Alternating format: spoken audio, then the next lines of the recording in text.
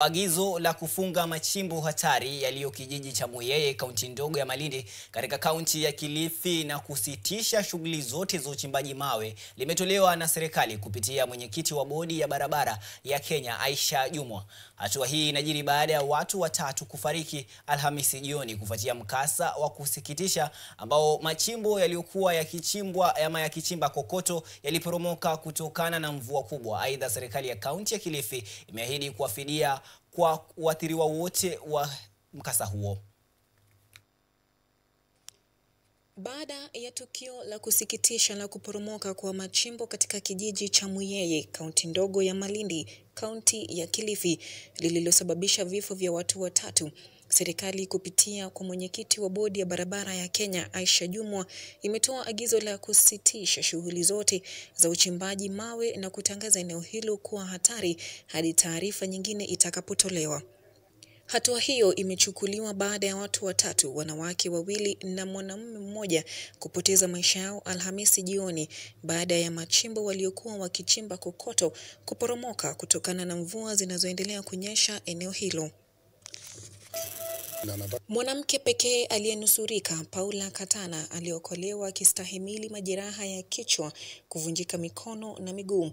Hivi sasa anapokea matibabu katika hospitali ya rufaa ya kaunti ya Kilifi baada ya kuhamishwa kutoka hospitali ya kaunti ndogo ya Malindi.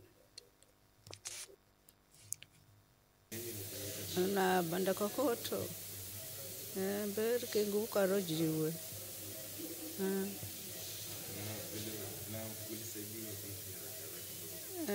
wamnara napiga kululu. Shuhuda na jamaa wa mmoja wa waathiriwa, Nyevu Bakari, alilalamikia kuchelewa kwa huduma ya gari la wagonjwa kuwasaidia waathiriwa, ambako manusura pekee walipelekwa hospitalini kwa pikipiki. Hata hivyo, alishukuru serikali ya kaunti ya Kilifi kwa msaada iliyoutoa kwa waathiriwa wote. Hasa walipoingia waliingia watu wanne. Wakachokora kwa vile kulikuwa kumenyesha mvua, ile jio likawaangukia. Hasa ule msaada wa kwa huyu hakupatikana, kwa yuko ndani sana. Akaanza kupiga zile kelele, akaanza kutolewa. Alipotolewa akawa amepata majeraha. Halafu wale wengine ndio walipokuwa wametolewa walikuwa washaga. Halafu akapata msaada wa pikipiki.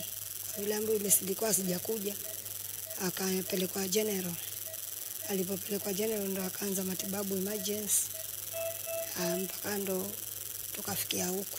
Akaunti ilikuja, ikaja ikatusimamia mpaka saa hii, tunashukuru. Mungu awabariki akaunti. Gavana Gideon Mung'aro, ambaye alitembelea Paula Katana katika hospitali ya rufaa ya kaunti ya Kilifi siku ya Ijumaa, alitangaza kuwa serikali yake itahakikisha familia za waathiriwa zinapata fidia. Aidha, alionya wakazi wa Kilifi dhidi ya kuingia katika machimbo yasiyoidhinishwa kwa madhumuni ya uchimbaji. Na nataka kuchukua nafasi hii niwapatie familia ya wale walipoteza maisha yao rambirambi zangu za dhati, na tunaombea wale ambao wameumia pia afueni haraka.